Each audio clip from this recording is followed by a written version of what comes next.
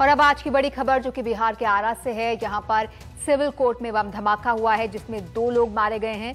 मारे गए लोगों में एक कांस्टेबल है और एक महिला मारी गई है। संदेह है कि महिला ही बम लेकर आई थी। धमाके में 16 लोगों के घायल होने की खबर है।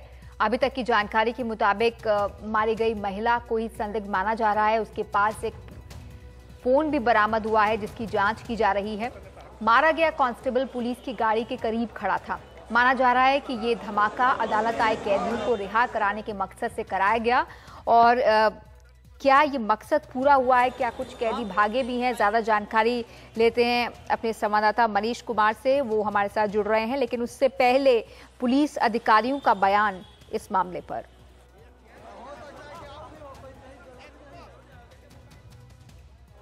कि अभी प्राइमा फेसी जो डेड बॉडी एक लेडी का मिला है, उसको देखने से लग रहा है कि वो सेल्फ प्लांटेड बम वगैरह लाई हुई थी। उसके पास मोबाइल फ़ोन भी लगे हुए हैं। अभी उसको हम लोग जो एक्सपर्ट आएंगे तो उसके बाद पता चलेगा कि उसके साथ क्या क्या है। कितनी डेथ है सर और कितने घायल? एक सिपाही हमारा है, उसके बारे में सूचना मिल रही है कि वो उनकी डेथ हो गई है।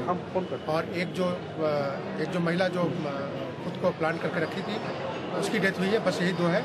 बाकी एक की हालत चिंताजनक है, उसके बारे में बताया जा रहा है कि उसको पीएमसीएच भेजा जा रहा है। सुरक्षा के लिए क्या कर रहे हैं सर आप? सुरक्षा के लिए हम लोग अभी इसको पूरा सैनिटाइज कर रहे हैं, एक-एक करके खाली करा रहे हैं। सब खाली हो जाने के बाद पूरे एरिया को सैनिटाइज करेंगे। कुछ कैदी भी भाग गए हैं सर, ऐसा पता चला? हाँ, दो कैदी के भागने के बारे में सूचना मिल रही है। नहीं, अभी नक्सली और टेरर का कोई एंगल अभी नहीं कर सकते। अभी ये कहना बड़ा मुश्किल है। 2 कैदी वहां से भागे हैं, तो हो सकता है कैदी को भगाने के लिए किया गया हो, इसलिए इसको टेरर और नक्सली हमला से जोड़ने की जरूरत है अभी नहीं। तो यहाँ पुलिस अधिकारी मान रहे हैं कि 2 कैदी यहाँ पर भागे हैं। ज्यादा जानकारी मनीष हमें दे रहे हैं। मनीष, क्या ये वही कैदी हो सकते हैं जिन्हें भगाने के लिए किया गया ये धमाका, या ये अफरा तफरी का फायदा उठाकर भागे? क्या पता चल पा रहा है इस धमाके को लेकर?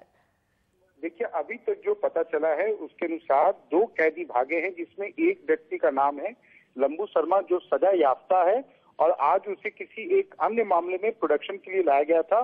और ये जो बॉम्ब ब्लास्ट हुआ है, ये कैदी वाहन के पास जहाँ पे हाजत होती है, जहाँ पे कैदियों को पुलिस वैन से उतार के रखा जाता है प्रोडक्शन के पहले, वहां पर हुआ है।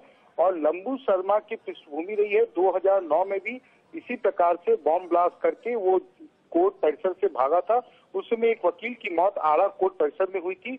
और पुलिस का और जांच एजेंसियों का कहना है कि शायद ये बॉम्ब जो है ये महिला उसी लंबू शर्मा के एस्केप को फेलिसिटेट करने के लिए ला रही थी और उसमें बॉम्ब ब्लास्ट हुआ। शायद उन्हें अंदाजा नहीं हुआ कि वो इसकी टारगेट बन जाएंगी। लेकिन पुलिस को एक महत्वपूर्ण सुराग उनके मोबाइल के रूप में मिला है। उनका मोबाइल जो है वो इंटैक्ट है और एफएसएल की टीम आती है, उसके बाद जांच शुरू होगी। और जो भी नंबर, क्योंकि जब बॉम्ब ब्लास्ट हुआ उस समय भी वो महिला किसी से बात कर रही थी, तो पुलिस का कहना है कि जो भी महत्वपूर्ण जो जांच में क्लू मिलेंगे उसी मोबाइल के सीडीआर से, कॉल डिटेल रिपोर्ट से ही मिलेगा। और लेकिन पुलिस मानकर चल रही है कि यह आपराधिक घटना है, क्योंकि जो बॉम्ब है वो देसी बॉम्ब है, जिसे सुतली बॉम्ब कहा जाता है, वो है। और कोई दूसरी कोई डिवाइस वहां नहीं मिली जिससे कि कहा जाए कि कोई बड़ी वारदात को अंजाम देने के लिए लाया गया था। निश्चित रूप से अभी तक जो साक्ष्य मिले हैं उससे तो यही लगता है कि इन दोनों अपराधियों को भगाने के लिए ये बॉम्ब लाए गए थे। जी, क्या संबंध हो सकता है इस महिला का लंबू शर्मा से? उसका आपराधिक इतिहास क्या है? क्या वो पहले भी इस तरह से भागा है? कुछ इस बारे में पुलिस कह रही है। हाँ, जैसा कि मैंने आपको पहले ही कहा कि लंबू शर्मा का रिकॉर्ड रहा है। 2009 में भी कोर्ट परिसर से इसी तरीके से बॉम्ब विस्फोट करके वो भागे थे। लेकिन इस महिला के साथ में उनका क्या संबंध है और ये महिला क्या बॉम्ब की केवल मात्र कुरियर थी, ये सारा कुछ जब तक वो कॉल डिटेल रिपोर्ट नहीं आता है, जो भी नंबर उससे डायल किए गए हैं उस पर जांच करके पुलिस अगले 1-2 घंटे के अंदर जो है वो मीडिया को ब्रीफ करेगी। उसके बाद ही आपको पता चल पाएगा। लेकिन हाँ, एक आप कह सकती हैं कि एक इम्पोर्टेंट क्लू जो है वो मोबाइल के रूप में पुलिस के हाथ लग गया है। शुक्रिया आपका मनीष इस पूरी जानकारी के लिए। तस्वीरें, विचलित करने वाली तस्वीरें महिला के शव की, वो हम आपको नहीं दिखा रहे हैं, धुंधला कर आपको दिखा रहे हैं। ये बता रहा है यहाँ पर क्या कुछ हुआ है।